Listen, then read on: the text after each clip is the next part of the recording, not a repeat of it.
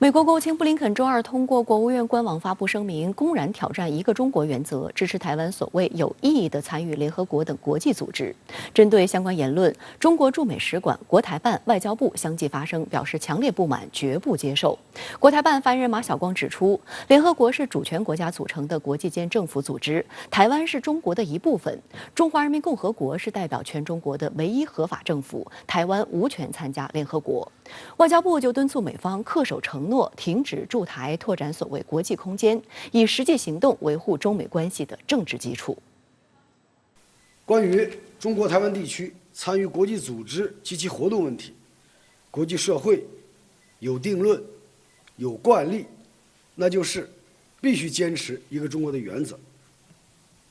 美方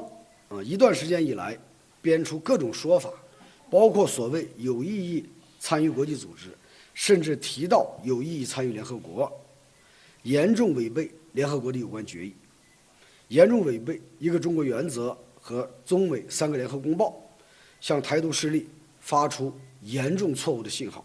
当地时间周二，美国国务卿通过国务院官网发布声明，宣称排除台湾有损联合国及其相关组织工作。美国鼓励所有联合国会员国支持台湾有意义地参与联合国系统。紧接着，布林肯还在推特上鼓吹台湾是美国的重要伙伴。布林肯的言论很快引来民进党当局的感激，蔡英文立即呼应，在推文下感谢布林肯的支持，并声称台湾将继续和包括美国在内的伙伴共同克服国际社会面临的挑战。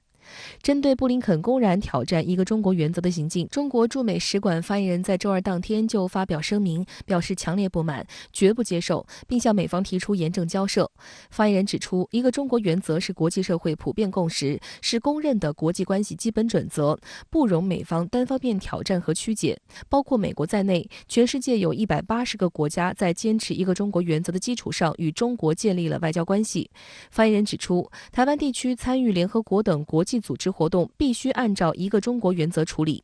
联大第2758号决议已从政治上、法律上和程序上彻底解决了中华人民共和国在联合国的代表权问题。深圳卫视注意到，近期美方变本加厉，不断利用各种场合炒作台湾问题，并多次鼓动所谓台湾参与联合国活动议题。上周六，美国国务院同样发表过一份声明，透露美国与台湾当局官员就如何让台湾可能有意义参与联合国事务进行了讨论。而稍早前10月8号，台当局外事部门负责人吴钊燮就在美国授意与鼓动下大肆歪曲联大2758号决议，声称这个决议案没有决定台湾代表权，鼓吹所谓争取参与联合国是全民共同期待，当即遭到国台办驳斥。发言人明确指出，台湾是中国的一部分，根本没有资格加入联合国。观察指，10月25号是中华人民共和国恢复联合国合法席位50周年纪念日。民进党当局口中的所谓台湾人民的代表权，事实上早已随着联大2758号决议一并得到解决。而在这样一个特殊的时间窗口，美国却在不断鼓吹驻台拓展所谓国际空间，鼓动台当局歪曲联大2758号决议，这是公然挑战一个中国原则的恶劣举动。美方行径与50年前妄图带头阻止中国恢复在联合国合法席位可谓一脉相承。周三，外交部记者会上，发言人赵立坚就指出，美方鼓吹粉饰台湾所谓民主和贡献，为台说项，企图偷换概念，混淆视听，但国际社会对美国的动机意图看得一清二楚。50年前，美国妄图在联合国制造一中一台或2个中国，遭到挫败。今天，美国如果还想要开历史的倒车，就是站在14亿中国人民和世界绝大多数国家的对立面，注定要失败。美方试图利用这样的一个特殊的这种场合，来在联合国内部进行操弄，从而达成一个使联合国内更多的成员对于一个中国，包括台湾的这样的一个共识进行质疑，渲染出来一个台湾和大陆主权是分离的这样的一个不良的国际的氛围，这当然会招致包括中国在内的希望国际秩序能够持久稳定的国家的反对了。当前联合国大多数的成员国，包括美国，都奉行的是一个中国的政策。值得注意的是，赵立坚还特别强调，一个中国原则和中美3个联合公报是中美关系的政治基础。美方单方面炮制的所谓与台湾关系法和对台6项保证，中方从一开始就坚决反对，绝不接受。中国驻美使馆发言人也提到，美国国务院声明将所谓的与台湾关系法置于中美3个联合公报之前，更是荒谬至极。深圳卫视注意到，此前美方在挑动台海局势、为台独势力撑腰打气的说辞，还比较顾忌中美3个联合公报未敢僭越。10月3号、10月12号，美国务院发言人普赖斯在发表的声明中均声称，美将依据美中3个联合公报及与台湾关系法、对台6项保证，维持对台承诺，支持台加强自卫能力，保持同台湾的非官方关系。美国防部发言人科比10月12号还敦促中国履行中美3个联合公报中有关和平解决两岸分歧的承诺，而美国务院网站在周二发布的声明中，却公然将所谓的与台湾关系法置于中美3个联合公报之前，这一动向也格外值得警惕。赵立坚周三也再次强调，一个中国原则和中美3个联合公报是中美关系的政治基础。一段时间以来，美方在台湾问题上错误言行不断，中方都已经做出坚决必要回应。如果美方继续在打台湾牌的道路上一条路走到黑，必然会给中美关系造成颠覆性的巨大风险，严重损害台海和平稳定，也必将严重损害美方自身利益。近几年以来，美国在一中这个问题的内涵方面，在经历一系列的变化。外交层面，它依然表态坚持一个中国的政策，但是战略层面对华战略竞争步步加剧。而内政的方面呢，许多的美国国内的政治群体还有国会议员们，在对台湾这个问题上有着非常荒谬、错误的看法。在目前和未来一段时间里边呢，外交上的需求和战略以及内政的需求发生了冲突，从而导致出来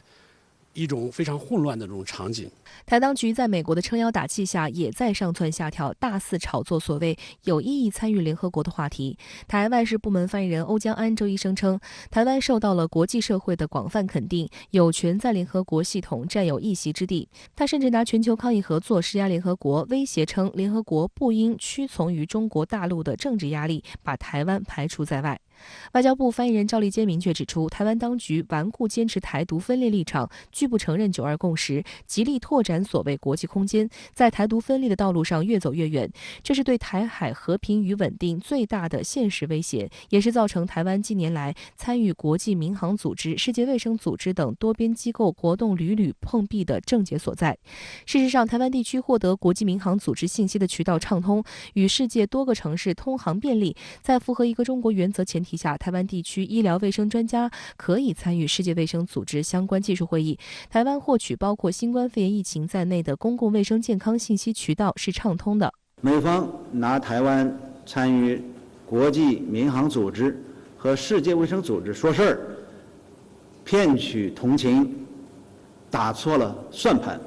没有市场。国台办发言人马晓光就表示，我们了解台湾同胞对参与国际活动的想法和感受，在坚持一个中国原则的基础上，过去、曾经、今后也可以做出妥善安排。但民进党当局和台独势力以各种似是而非的谎言欺骗岛内民众，误导国际舆论，妄想推动中国台湾地区加入联合国，以参与国际活动谋独，这是绝无可能的。我们奉劝民进党当局立即放弃以美谋独、以外谋独的幻想，一切以破坏一个中国原则、分裂国家为目的的行径，最终只能以失败告终。最近，台媒也在大肆炒作，台外事部门负责人吴钊燮将先后窜访斯洛伐克和捷克。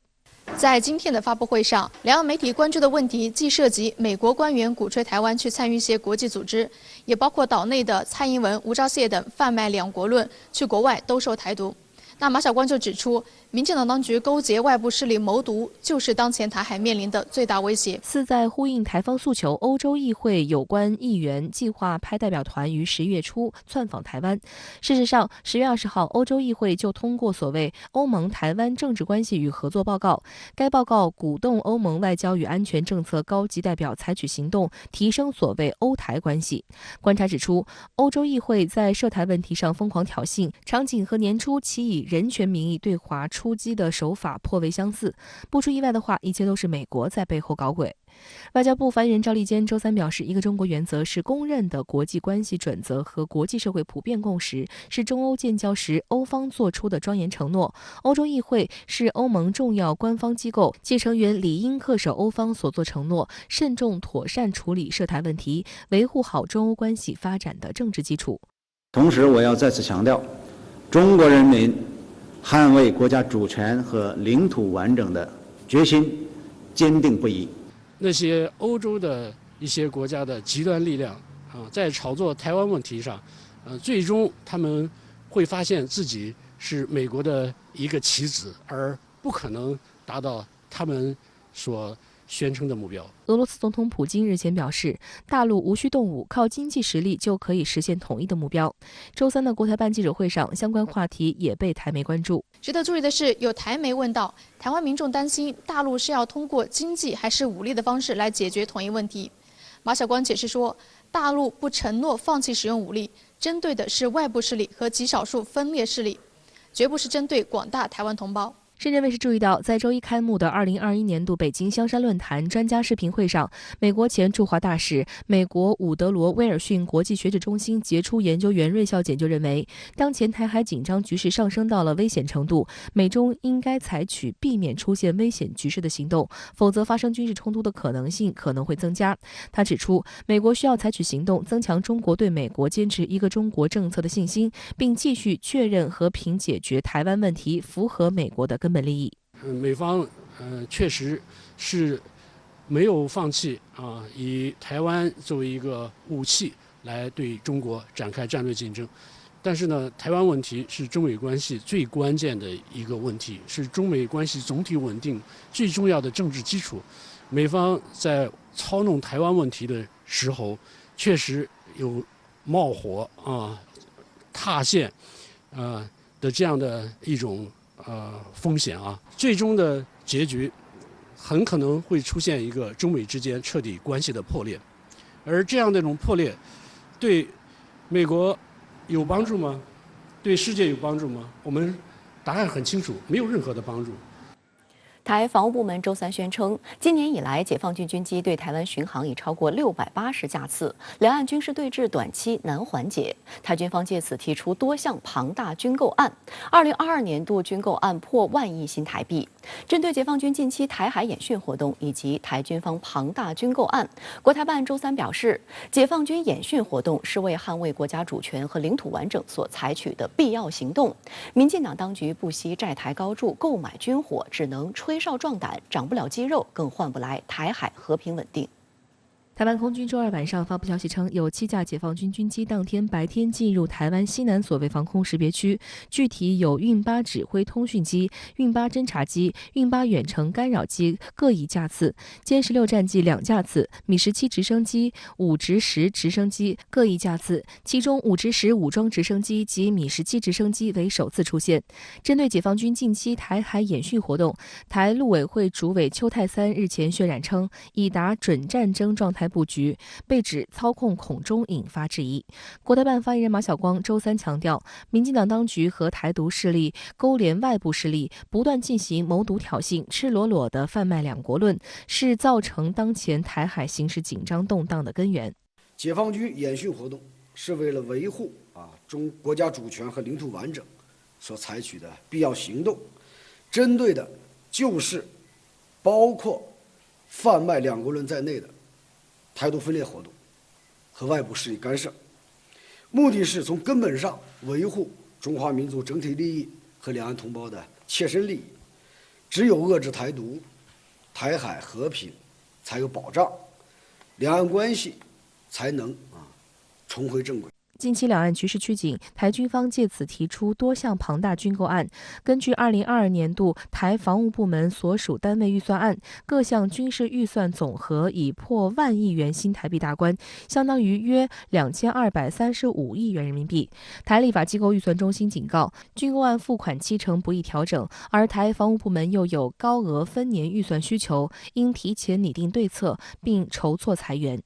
根据2022年度台防务部门所属单位预算案，有17项超100亿元新台币的大型军购案，包括11项对外采购案，总经费8428亿余元新台币。若再加上新购战机、海空战力提升计划等2项特别预算，以及其他机密预算的军购案，军事投资案已经破万亿新台币大关。美国一直这2年在积极在敦促和甚至是在压迫台湾当局必须要增加军费，更增强对美军购的力度。来这样一方面的话，美国可以赚取军火利益；另外一方面的话，他想试图来把台湾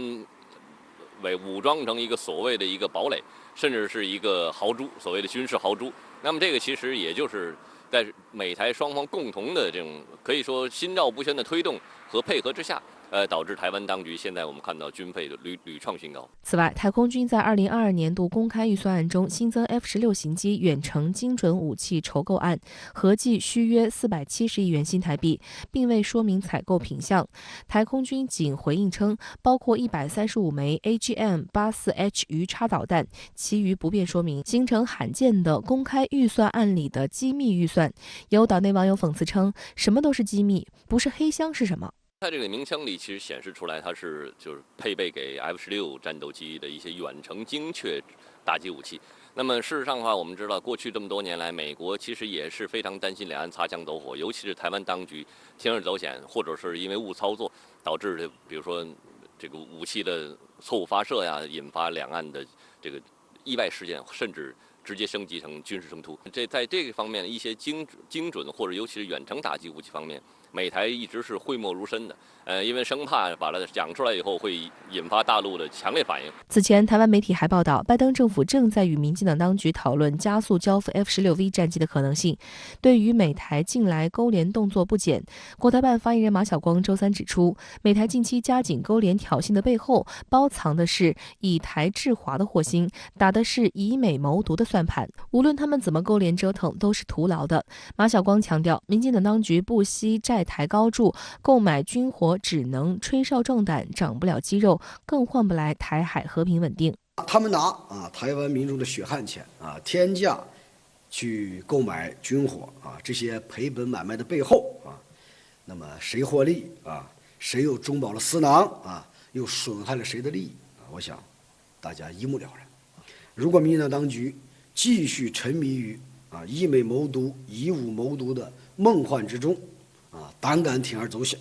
必将遭致灭顶之灾。实际上，岛内民众不愿为台独打仗，同时台军也面临着兵源不足、士气低落的窘境。美国《华尔街日报》日前刊发了一篇关于台军现状的文章。文章提到，解放军近期在台海活动频率增加，大部分的美国军方人员和政府高官都认为，一旦开战，台湾的草莓兵难以抵御解放军。《华尔街日报》还提到，台军主要存在后备兵力准备不足和士气低落的问题。草莓非常娇嫩，压了会碎，碰了会瘪。外界用草莓比喻台军士兵，是嘲讽在家中被父母过度保护，动辄受伤的台湾年轻人。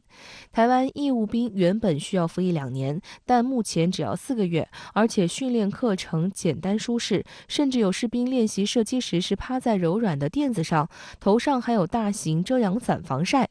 台军最精锐特战部队2栖侦察营士兵竟然选在游泳池中展示操舟特战技能。来自台中的一名26岁台湾青年对《华尔街日报》说，自己去年底结束4个月兵役期的基础训练，主要内容是扫树叶、移动备用轮胎和除草。除了射击培训，其他课程毫无意义。另外，还有台湾年轻人分享自己1个月内每4个小时就吃一顿大餐，以此增肥免服兵役的经历。台湾每年有8万人应征入伍，但只是当4个月的草莓兵，训练毫无意义。至于台湾当局声称岛内有近220万后备军人，台媒就指出，这些人缺乏训练，倘若发生战事，台当局能否召集到这些人，充满变数。这么多年来，在这种消费主义或者说享乐主义的这种风潮的带领之下，其实台湾年轻人很多人根本不愿意当兵。即便是当了兵的话，其实也只是为了混口饭吃。那么现在，所以我们看到很多非常奇葩的现象。在这个背后，更重要的一点就是台湾的老百姓不愿意去为台独而战。环球时报社评指出，台海的真实态势，第一是大陆方面不想打，有争取和平统一，把战争作为最后手段的善意；第二是对岸民进党当局不敢打，他们装腔作势，但色厉内荏，很清楚台军不堪一击，战则必败必亡；第三是美国那边不能打，不打则台湾问题是他们遏制大陆的长期杠杆，打则台海必成美军士兵的坟墓，美国由躺赢变成惨赔。相关话题来连线特约评论员孙兴杰。孙先生您好。美国国务卿布林肯发表了一份所谓支持台湾参与联合国的声明，这被认为是美国打台湾牌、消耗中国外交资源的新手法。你有什么样的观察？布林肯发表的这份标题非常耸动的声明，其意图就是继续打台湾牌、消费台湾，企图以此消耗和遏制中国的发展。值得关注的是，布林肯在社交媒体上把这份声明的梗概又发了一遍。台湾地区领导人蔡英文还跟帖表示感谢，不知道蔡英文有没有仔细阅读布林肯声明的内容。布林肯其实是在消费蔡英文当局，为自己谋取政治成本。但可悲的是，蔡英文还感恩戴德，这不是明摆着被布林肯卖了，还给他数钱吗？对于布林肯的错误做法，中国外交部、国台办已经进行了严厉的批驳，表达了中方的严正立场。我个人认为，布林肯发表的声明，其意图可能是比较复杂的。第一，就是这份声明发表在美国国务院的网站上，布林肯在自己的社交媒体账号也发表了。到底是布林肯以及国务院的态度，还是代表了白宫的意图，这还是不确定的。布林肯以及国务院在最近一段时间表现不佳，阿富汗撤军行动，布林肯要承担什么责任，这还是个未知数。另外，对华政策的主导权似乎已经不在布林肯和国务院手里了。布林肯急吼吼地发表声明，也是为了刷一下存在感。第二点就是布林肯的声明用标题来赚眼球，但是他也没有说谁支持台湾，以何种方式参与到联合国的什么机构。看声明的内容也是不知其所以然，把台湾好一顿吹捧，好像世界离了台湾都不能运转了。布林肯暴露了美国的一个真实的意图，那就是美国很看重台湾的半导体产业。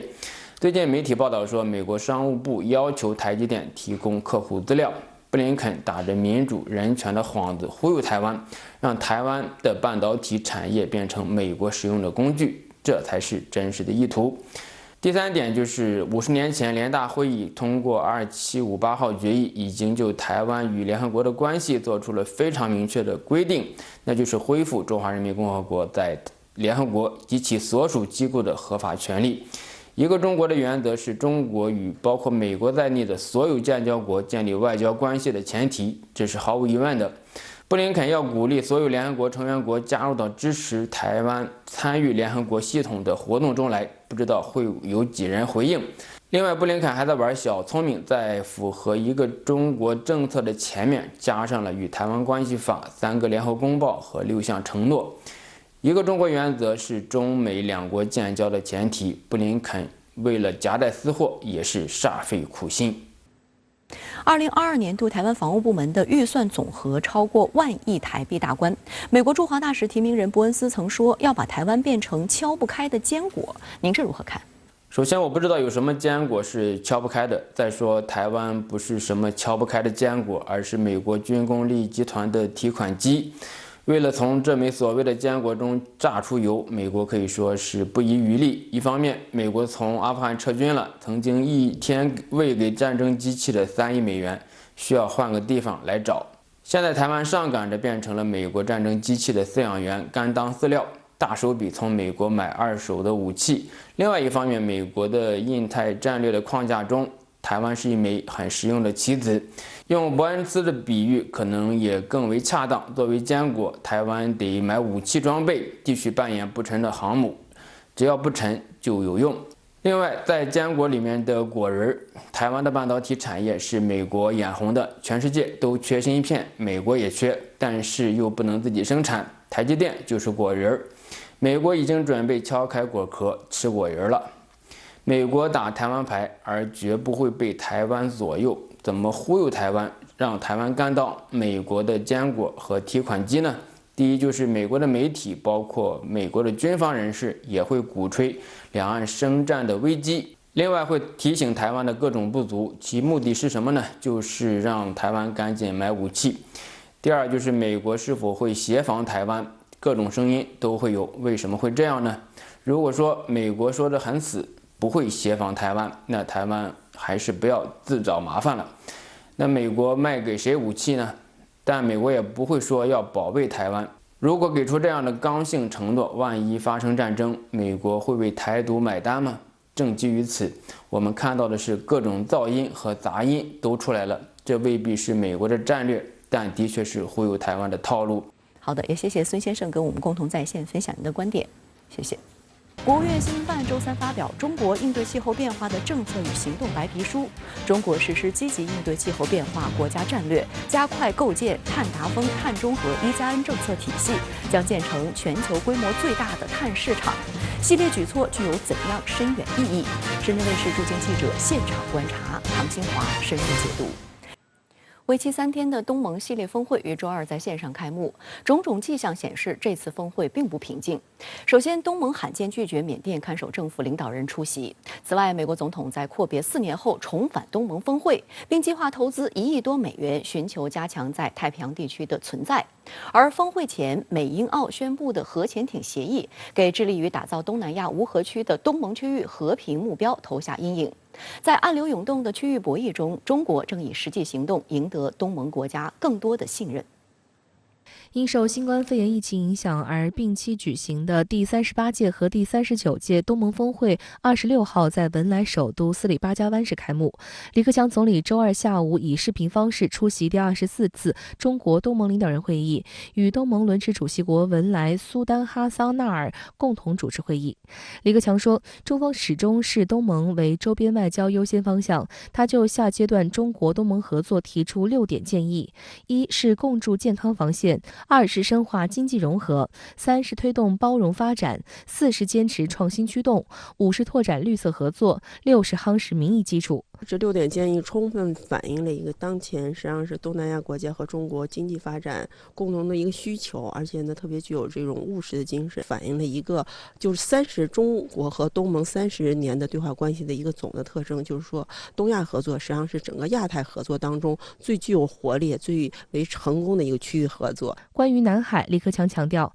南海和平符合中国和东盟国家的共同利益。明年是南海各方行为宣言签署20周年，中方愿同东盟国家以此为契机，拓展海上务实合作，加快磋商进程，并力争早日达成南海行为准则，把南海建成和平、友谊、合作之海。COC 是一份有法律约束力、规范各国在南海行为的文件。2018年8月，中国与东盟取得标志性进展，就 COC 达成单一磋商文本草案。李克强同年11月到访新加坡期间提出，中国希望3年内与东南亚各国完成 COC 磋商。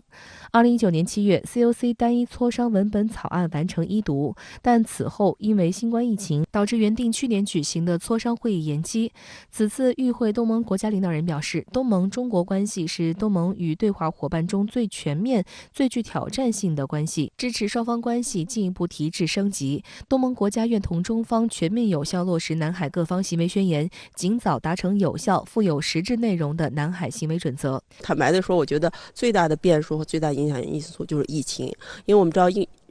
新冠疫情这个发生之后，实际上包括全球这种线下面对面的会议是全部都停滞的，一直到今年下半年以来，这种线下实质性的磋商活动才是刚刚开始恢复，所以这个呢就决定了肯定整个关于 COC 磋商谈判进程一定会延后的。整个谈判进程能否成功，实际上还是很大程度上取决于中国和东盟国家共同的政治意愿。所以我觉得呢，可以说是前程还是比较有困难的，但是实际上前途还是比较光明的。与此同时，与会东盟国家领导人还表示，希望区域全面经济伙伴关系协定早日生效，期待同中方举行双方建立对话30周年纪念峰会。会议发表了中国东盟关于合作支持东盟全面经济复苏框架的联合声明和关于加强中国东盟绿色和可持续发展合作的联合声明。据新加坡海峡时报报道，新加坡总理李显龙在这一峰会上概述了东盟如何在新冠肺炎疫情后的恢复努力中与北京合作。他称赞北京迅速地支持东盟应对疫情，包括向东盟提供资金，帮助该地区人民购买急需的疫苗等。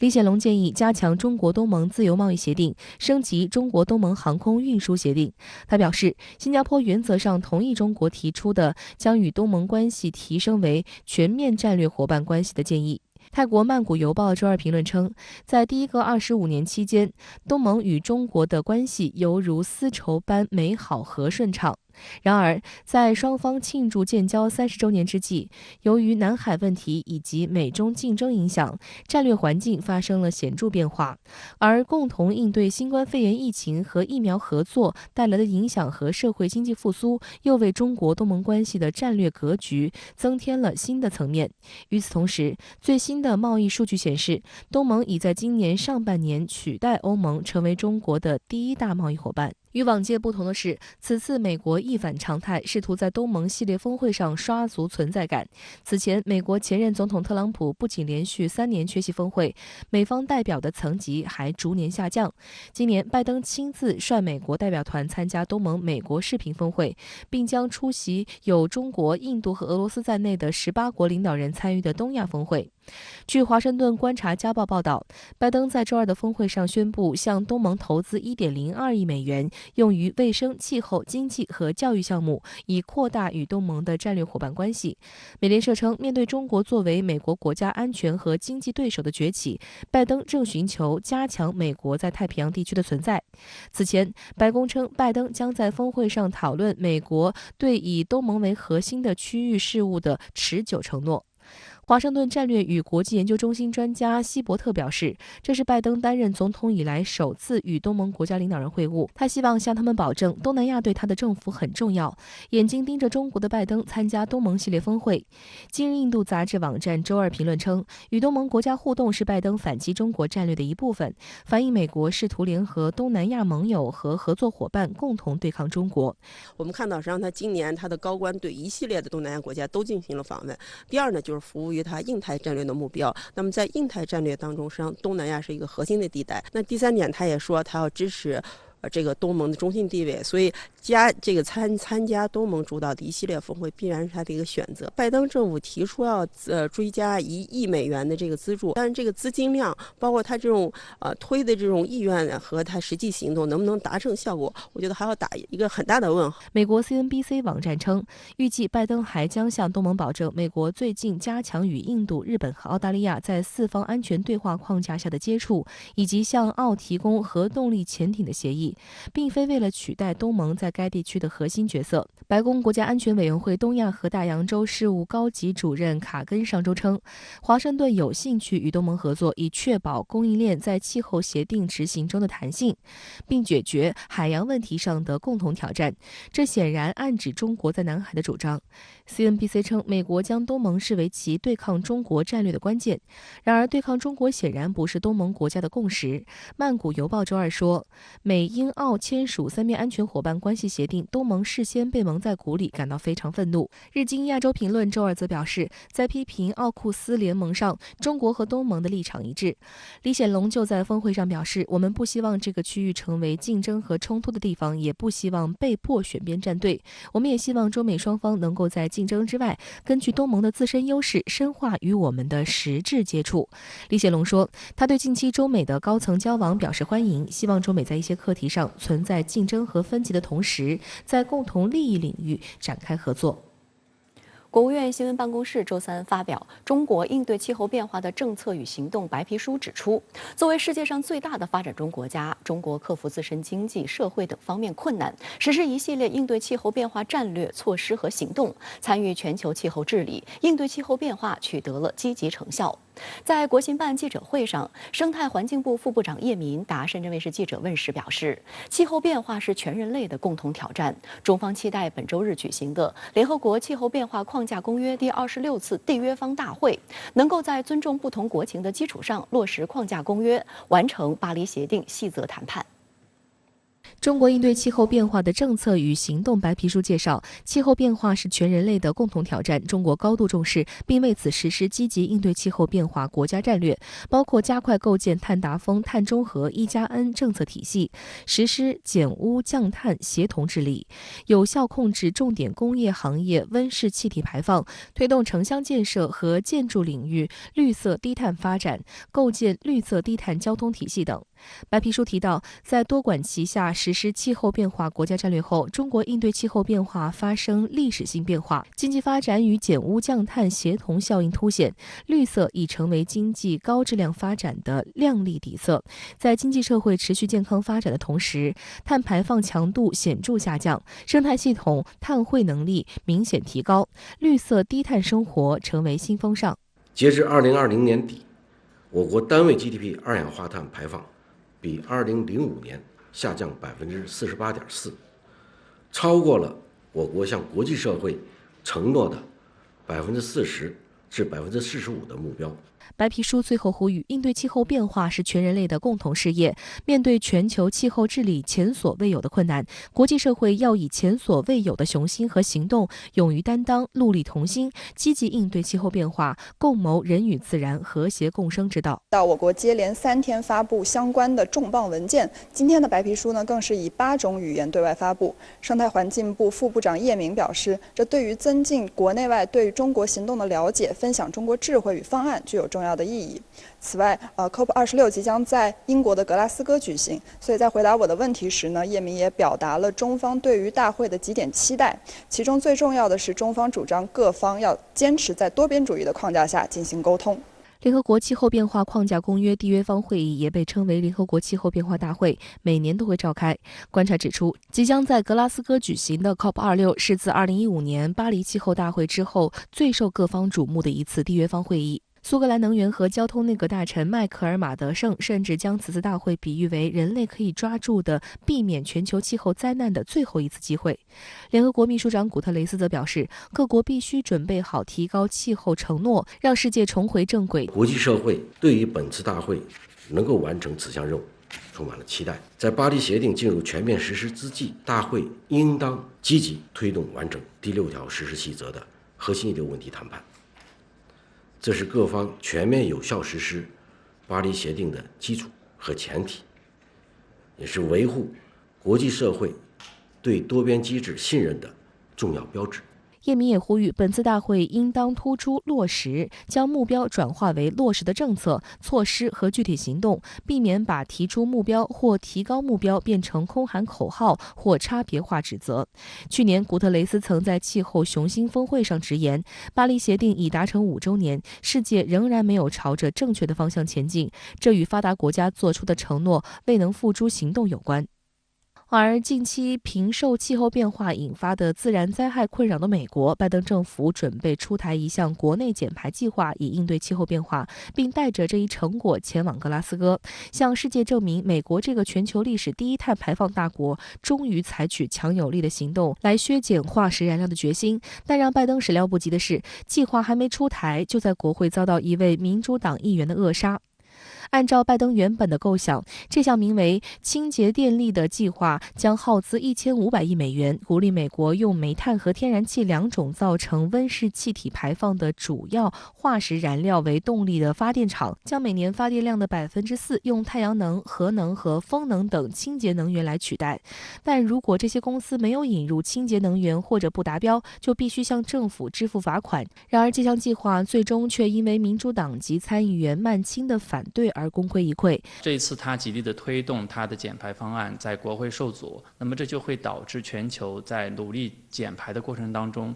缺少了美国的减排的贡献。这也就从另外一个角度可以看到，美国的减排的这个空缺会导致全球的这个巨大的这个碳泄漏。美国新的减排的政策的弱化，会对于国际社会在这一次的 COP26 峰会当中共同提高国家自主贡献的目标，带来巨大的这个就是消极作用。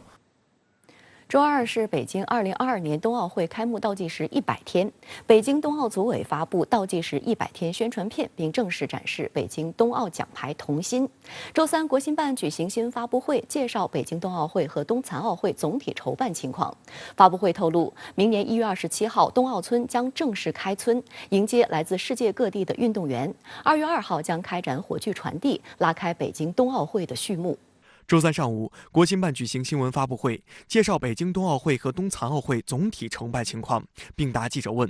北京市副市长、北京冬奥组委执行副主席张建东在发布会上介绍，明年1月27日，冬奥村将正式开村，迎接来自世界各地的运动员。2月2号将开展火炬传递，拉开北京冬奥会的序幕。张建东表示，北京冬奥会、冬残奥会是我国重要历史节点的重大标志性活动，也是全球规模最大的冬季综合性体育盛会。我们全面落实绿色、共享、开放、廉洁的办奥理念，与国际奥委会、国际残奥委会等方面紧密合作，统筹推进疫情防控和冬奥筹办。目前各项准备工作已经就绪。同时，发挥集中力量办大事的体制优势，与中央有关部门、北京市、河北省建立了全面融合、协调联动的工作机制，成立运行指挥部。10月5日，在国际测试赛开赛前夕正式启动运行，每天进行指挥调度。这一指挥体系将一直延续到赛时。国家体育总局副局长李颖川表示，目前，中国运动员共有29支冰雪项目国家集训队，480名运动员正在全力冲刺，力争在北京冬奥会上取得佳绩。在上届这个平昌冬奥会，我们的参赛项目呢，约占项目这个数量，这个总数的是一半，1半。但这届冬奥会呢，作为东道主呢，我们实现了参加所有109个小项的目标，我觉得这是一个历史性的突破。还有记者提到，前天发布的防疫手册规定，对来华参奥人员实行闭环管理。东京奥运会也采取了同样的方式，但出现了很多违规人员。北京冬奥会将如何保障有关人员遵守规定？张建东表示，在大的闭环范围内，运动员还是可以相对自由的通行，但必须要严格执行相关规定，不能脱离这个闭环。我们将严格执行相关的处罚规定，包括一些细节也正在跟国际奥委会呢进行沟通。不遵守这个防疫手册规定的，可能会面临着警告、临时或永久撤销注册资格、临时或永久取消参赛资格或者逐出比赛、取消相关资格和惩罚等比较严重的后果。疫情防控是多个问答的交集。几天前，冬奥组委也会同国际奥委会、国际残奥委会发布了第1版的防疫手册，明确了许多防疫的具体的措施。那在今天的发布会上，闭环管理这个防控关键词也被屡屡提及。那我们也期待100天以后，中国能为世界上奉献一场简约、安全、精彩的冬季奥运会。